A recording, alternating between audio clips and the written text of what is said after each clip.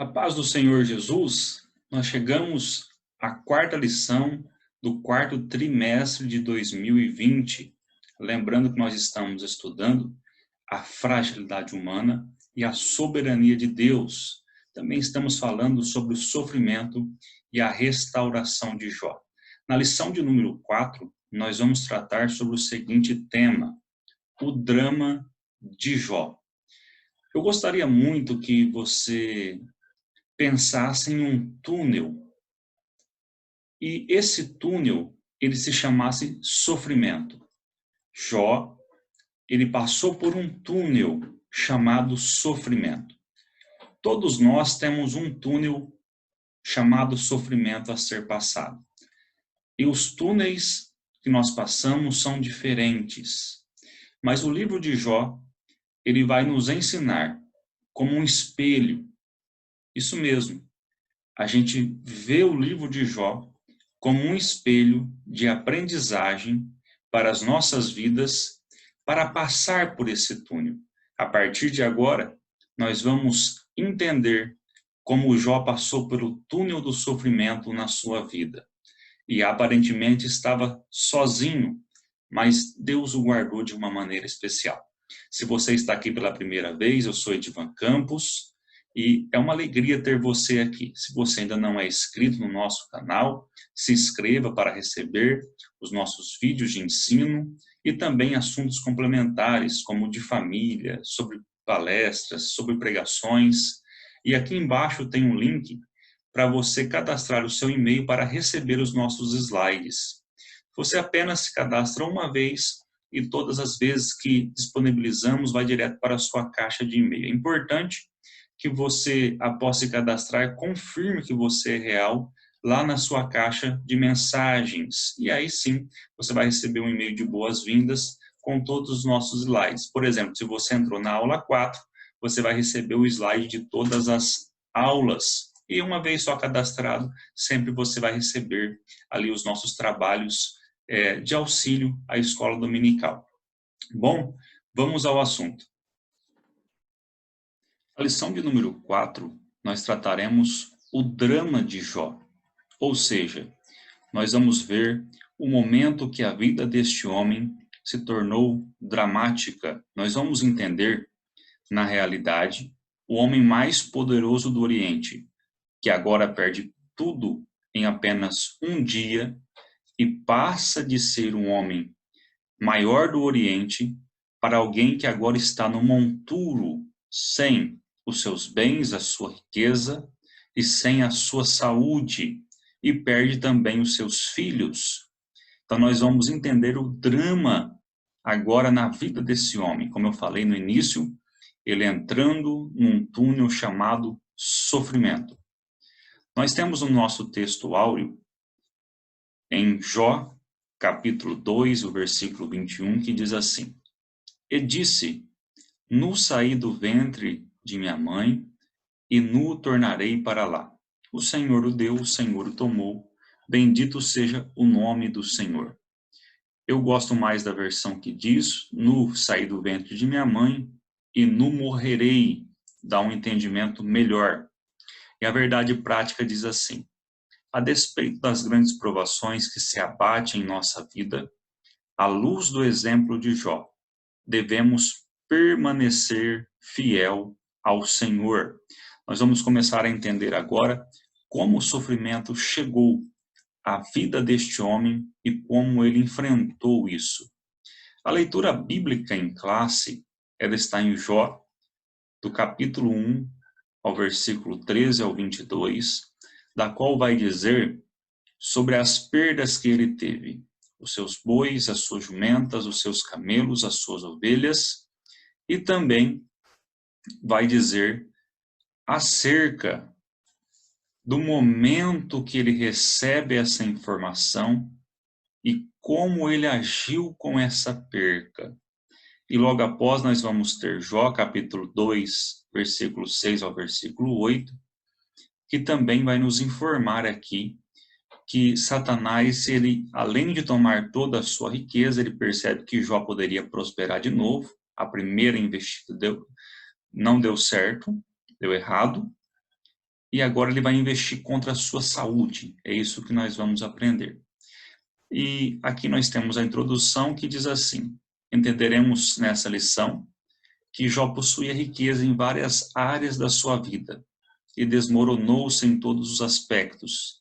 Assim entenderemos como aconteceu o cenário dramático na vida de Jó. Vamos ao cenário. Se você já acompanhou as primeiras aulas, você já entendeu muito bem que o sucesso que ele tinha na esfera comercial era muito importante.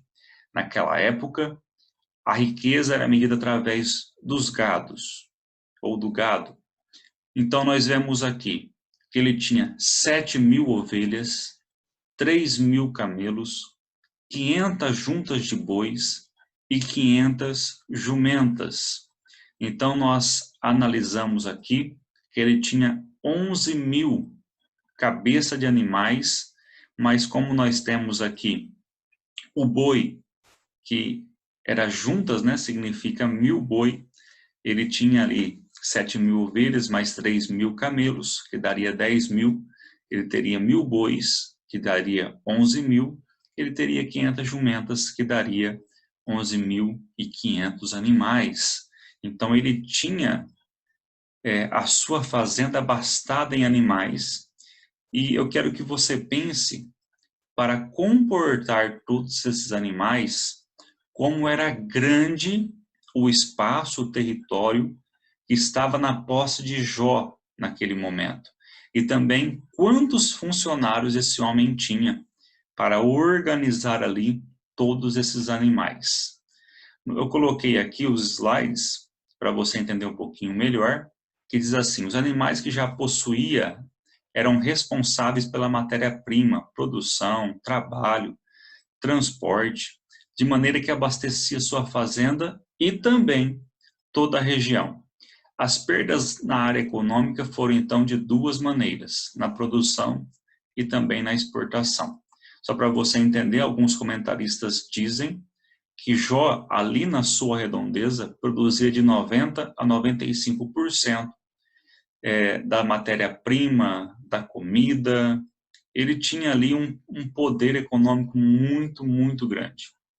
Então, eu coloquei aqui para você entender, se fosse nos dias de hoje, é claro, quem era Jó nos dias de hoje. Ele tinha um sucesso na sua esfera comercial, nós ainda estamos no subtópico 1, e eu coloquei aqui, por exemplo, as ovelhas na época. Ela poderia produzir o leite, poderia produzir a lã, poderia produzir o tapete, poderia produzir roupas. Também, eu imagino que ele tinha ali o couro, que é muito, né, aproveitado da ovelha. Se fosse hoje, teria a roupa, teria cinto, teria botas, teria sofás de couro, carros de couro. Então, nós imaginamos que Jó, ele tinha matéria-prima e também tinha bois, tinha os animais, tanto da ovelha como do boi, teria ali a carne. Então, Jó, ele tinha uma empresa têxtil, ele tinha também o laticínio, ele tinha também a carne, tinha o frigorífico. Olha a potência de produção que esse homem tinha. E aqui eu coloquei para você entender e ter uma noção que Jó tinha camelos. E os camelos tinham aproximadamente um reservatório de 100 litros de água. Eu fiz uma comparação para ficar bem prático para você entender isso aqui, que na época o camelo significava transporte. A ovelha, anote aí, matéria-prima.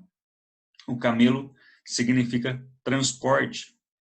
Ele armazenava água, fazia as caravanas, e eles levavam ali por muitos quilômetros a sua carga. Então, um camelo significava um caminhão na época. Jó também, ele tinha ali a logística, ele tinha ali também uma transportadora. Então, Jó, ele produzia e transportava. A jumenta era para cargas um pouco mais baixas, também servia para plantação e também servia para subir em lugares altos, lugares de pedra. A jumenta era um pouco mais forte para subir. Então, Jó, ele também tinha uma frota de caminhões na época. E aqui eu coloquei na esfera do campo, é o subtópico 2, que diz assim: o ataque do diabo na esfera do campo.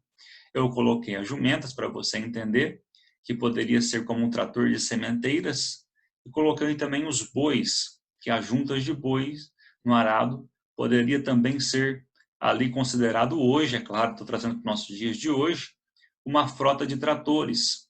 Então, Jó, no seu campo, na sua área de trabalho, ele arava, ele plantava, ele era próspero.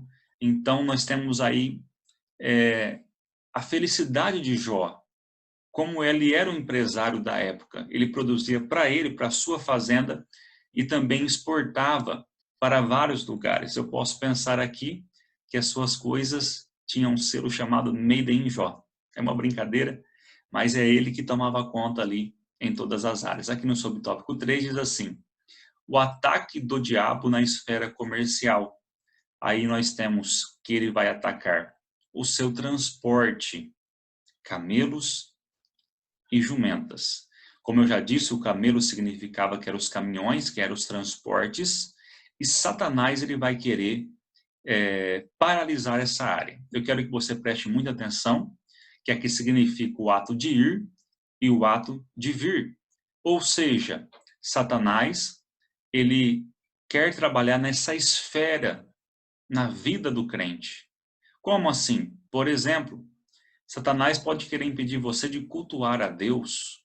Você não precisa de mais coisas, pode ficar na sua casa, ou você não precisa mais de evangelizar, você não precisa mais de ir fazer uma visita.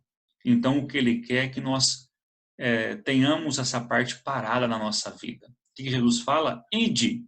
Então, nós percebemos que Satanás diz, fica, não vai. Então, na hora do culto vai bater desânimo, na hora do evangelismo vai bater desânimo, e em várias áreas da nossa vida, Satanás pode querer paralisar a nossa ida, porque nós levamos matéria-prima. Deu para entender? As jumentas está falando sobre sementes, elas plantavam, e também subia ali em lugares altos quando algum animal escapava. Então, o cristão, ele tem que tomar muita atenção nisso, porque a lei da semeadura também é para nós. Salomão, analisando o Nilo, ele percebe que ele tinha alta e baixa. Então, ele, com essa análise, ele vai dizer, né, lança o teu pão sobre as águas, depois de muitos dias encontrará. Porque na cheia, todo mundo tem semente, então eles jogavam ali um pouco na beira, ali do rio. E quando o rio abaixava na seca, a semente crescia. Então, o inimigo da nossa alma, ele vai lutar para a gente não plantar. E todo mundo que planta, ele tem resultado. E também ele vai querer que a gente não chegue em lugares altos. E nós vemos na Bíblia que vários homens chegaram em lugares altos. A palavra altar significa lugar elevado de adoração. Então, nós temos aí esse pensamento que o inimigo vai querer destruir essas áreas. E aqui, na esfera do campo, o ataque do diabo na esfera do campo, que é o subtópico 4, nós entendemos que foi tomados o boi, a jumenta e a ovelha. Então, o boi significa plantação, o boi significa trabalho, o boi significa que força, ânimo. No Evangelho de Marcos, nós temos Jesus como o servo sofredor e também representa o boi, ou seja, é aquele que faz o trabalho, faz a diferença. Jesus não foi lembrado por destaques que ele procurou para ele, por mídias, não. Jesus ele foi lembrado pelo trabalho que ele prestou a pessoas, à humanidade. Jesus ele serviu e quando ele servia, ele gerava mudanças dentro do ser do homem. Então ele gerava valores. Então o boi significa trabalho.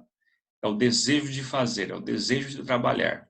E o inimigo tira isso da nossa alma. A jumenta eu já expliquei, mas também ela dava o leite junto com as ovelhas. E as ovelhas é matéria-prima. As ovelhas, ela produzia leite, lã. Eu já expliquei que o crente tem que ter matéria-prima. Ou seja, ele tem que cuidar das novas ovelhas, dar o leite, tem que ter paciência. Eu acredito que um novo crente precisa ser cuidado pelo menos 2 anos com um discipulado. E nós temos aqui a lã, que vai aquecer com uma palavra. Nós temos o couro, que vai fazer uma roupa. Então, nós apresentamos aqui que Jó, ele tinha um sucesso dentro e fora da sua fazenda.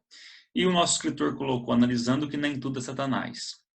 Às vezes, as perdas são falta de responsabilidade, negócios sem a direção e vontade permissiva de Deus.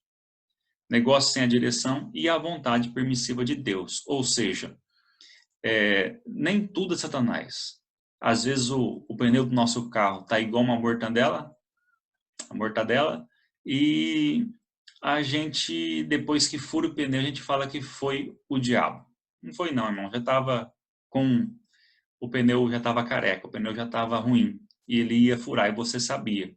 Então, às vezes, a gente dá muito crédito para Satanás. Satanás não tem nada a ver com o que está acontecendo com a nossa vida. Eu acredito que 90% dos nossos problemas somos nós que caçamos, e às vezes nós queremos colocar a culpa em alguém, assim como no Éden. Mas nós temos que entender que nem tudo é o inimigo, mas existe sim, assim como aqui na vida de Jó, uma ação maligna. E é isso que nós estamos entendendo, que Jó, ele vai entrar agora no túnel do sofrimento. Nós temos aqui no tópico 2, a tragédia de natureza familiar. Nós vamos entender aqui que Jó, ele tinha 7 filhos, que para o judeu é o número da perfeição, e ele tinha 3 filhas. O primogênito de Jó era um homem, e, como já falamos, Jó tinha uma família abençoada. Eles eram unidos. E quando nós analisamos o texto, eles estavam na casa do primogênito. Dá para entender que todos os dias eles faziam ali um banquete. E Jó, ele orava, ele sacrificava pela vida dos seus filhos. E a gente percebe que um forte vento, ele bate ali na casa de Jó. Então a morte vai chegar no seu lar. Eu tenho contato com alguns irmãos que já perderam filhos, perderam um filho, e realmente desestabiliza, realmente é algo forte, realmente só quem já perdeu que está ouvindo esse ensino sabe o que eu estou falando, e na realidade a morte chegou no seu lar, mas não foi um filho só, foram 10 filhos de uma vez só. O vento derrubou a casa e matou 10 filhos de uma vez. E era a casa do primogênito, ou seja, era principalmente na casa daquele que iria dar continuidade à fazenda de Jó. O primogênito recebia uma porção dobrada. Por exemplo, se fosse 3 filhos, dividia em 4 partes, o primogênito recebia 2 e os outros recebiam uma cada um, ou seja, seria 50% do primogênito e 25% para cada um. Isso é só um jeito que eles dividiam para você entender, para que ele continuasse a tomar conta ali da fazenda e dar continuidade às coisas do seu pai, e também ser ali como um pai para os filhos que estivessem ali. Então, a intenção do inimigo era que Jó perdesse o desejo de viver, ou seja, ele perdeu todos os seus bens, mas agora também ele perde os filhos. E agora o inimigo vai bater forte para que Jó perca o desejo de viver, porque não tem porquê e para que ele continuar trabalhando. Nós temos aqui um comentário agora sobre a esposa de Jó, e nós já ouvimos tantas coisas acerca da esposa de Jó, mas nós não podemos acrescentar comentários desnecessários à esposa de Jó. Nós vamos entender que nós temos 2 linhas de pensamento. Uma linha de pensamento diz que realmente ela disse para Jó amaldiçoar o seu Deus, né, para que ele morresse. E outra linha vai dizer que ela disse abençoa o seu Deus e morre.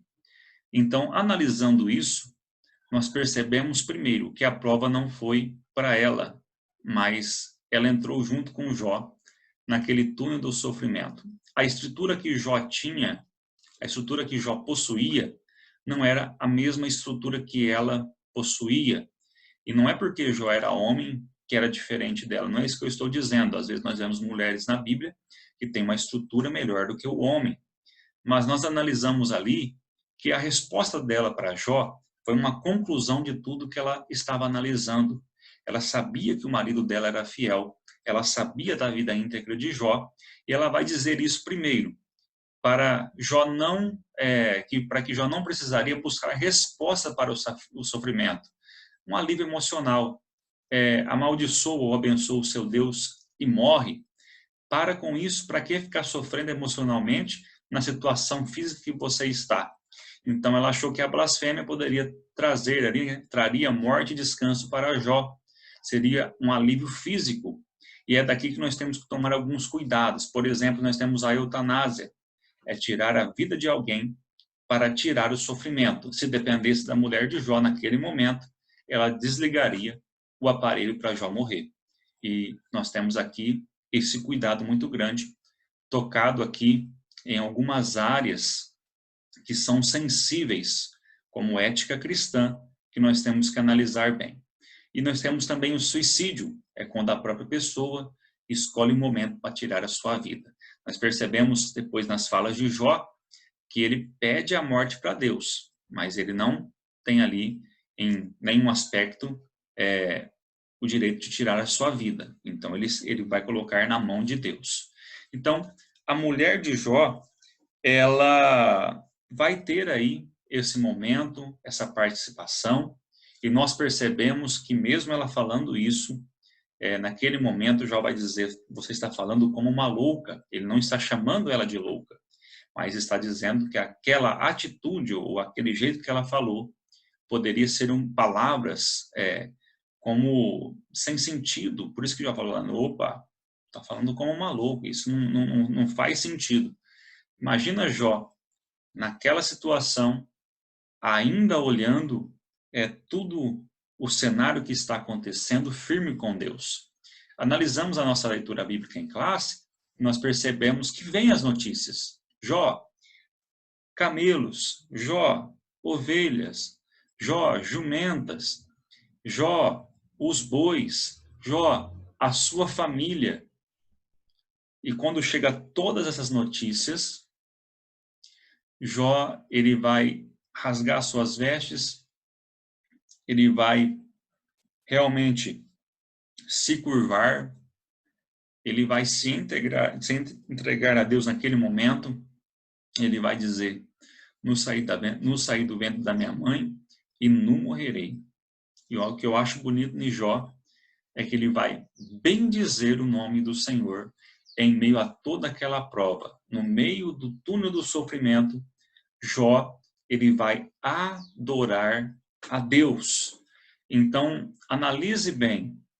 Quando alguém está passando por alguma coisa e você não sabe o que é, você não sabe o que está acontecendo, se detenha nas suas palavras. Não cometa o mesmo erro que a mulher de Jó.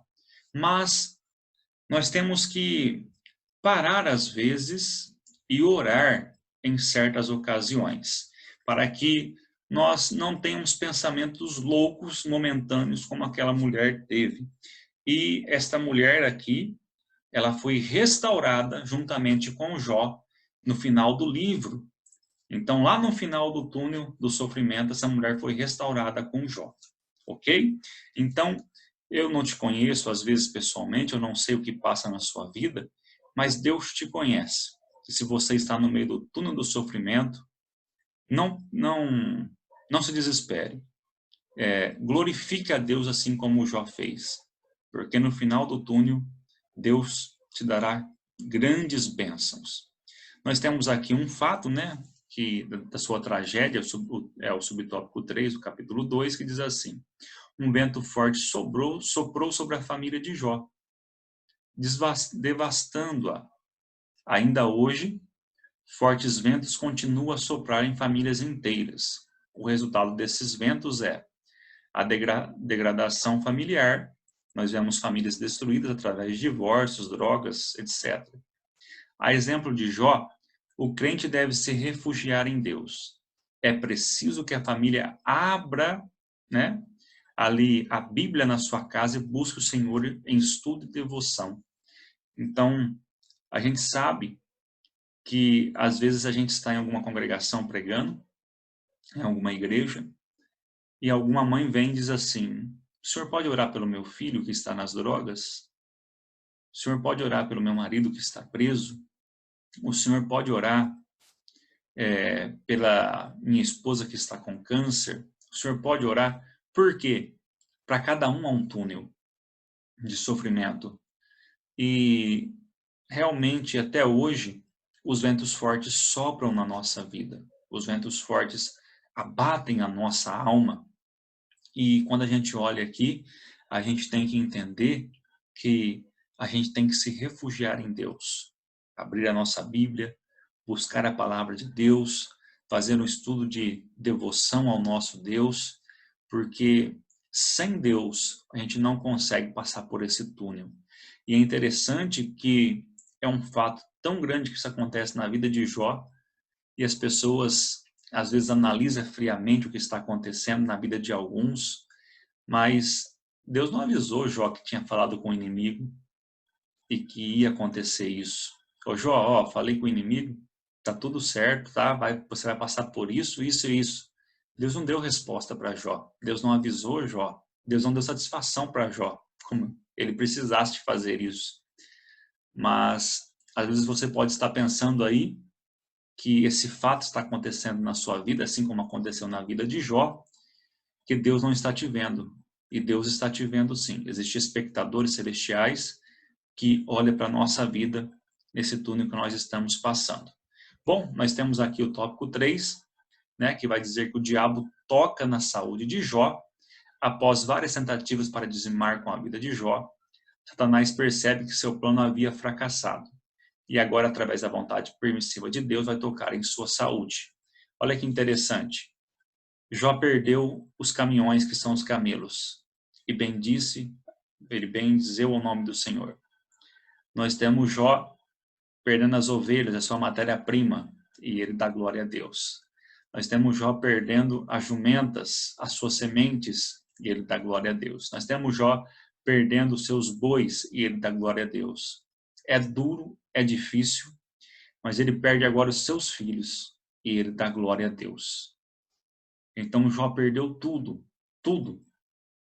E ele vai glorificar ao nome do Senhor. E quando Satanás vê que ele continua íntegro, continua fiel, agora ele vai querer tocar no seu corpo. Com certeza, se ele não toca no seu corpo, Jó iria ter tudo de novo. Nós temos aqui, tem várias coisas, eu não coloquei tudo para não ficar um slide grande, mas tem mais coisas sobre a tragédia de natureza física e psicológica. Nós vemos aqui que ele tocou na saúde física, tumores malignos da cabeça aos pés. A pele de Jó vai ter pus, vai estar rachada. A pele de Jó, alguns falam que tem elefantise, alguns falam que ele tem um bacilo de Hansen. Ele tem lepra. Então Jó agora ele vai ser acometido dos pés à cabeça, não tem meio termo, é o corpo inteiro. Ele tem uma forte coceira, é onde ele vai pegar aquele caco, ele vai começar a se coçar, uma pequena coceira em alguma parte do nosso corpo já é irritante. Jó ele vai ter coceira no corpo inteiro. O seu hálito vai ficar diferente, vai ficar um hálito ruim, como o hálito de um cadáver ali, no caso, alguém que já morreu ali e fede por dentro. Nós temos ali a perda de peso. Para quem não sabe, Jó com os ossos aparentes. Alguém via ele em pele e osso, como diz o ditado, puro osso, no modo de dizer. A pele não, ela estava nos ossos ali, grudadas nos ossos. Ele emagreceu, ele ficou magro, ele teve febre, ele ficou febril, ele teve diarreia, ele teve ali o seu íntimo se esquentando sempre. Isso é um pouco da saúde física de Jó, gente.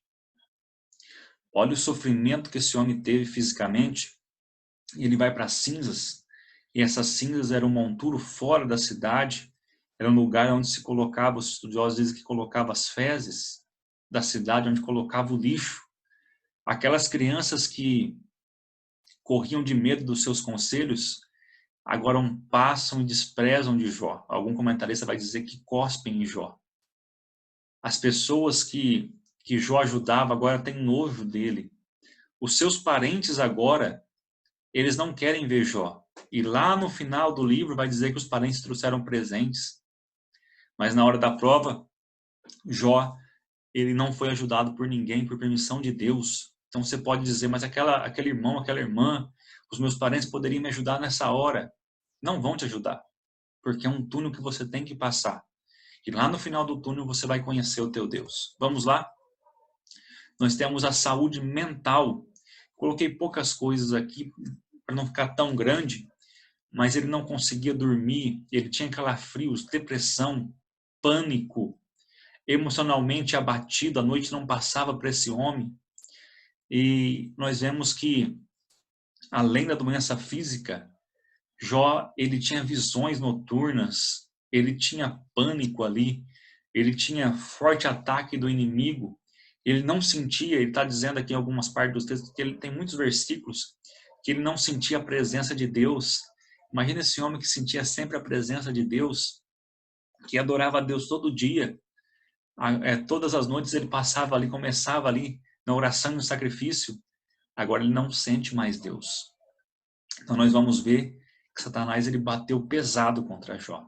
Ele usou todas as suas artimanhas contra a vida deste homem. E nós temos aqui a nossa conclusão. Nesta lição vimos o drama de Jó, que foi provado de uma forma dura no seu trabalho, família e saúde. Somente o Senhor pode manter o fiel de pé diante de calamidade dessa natureza.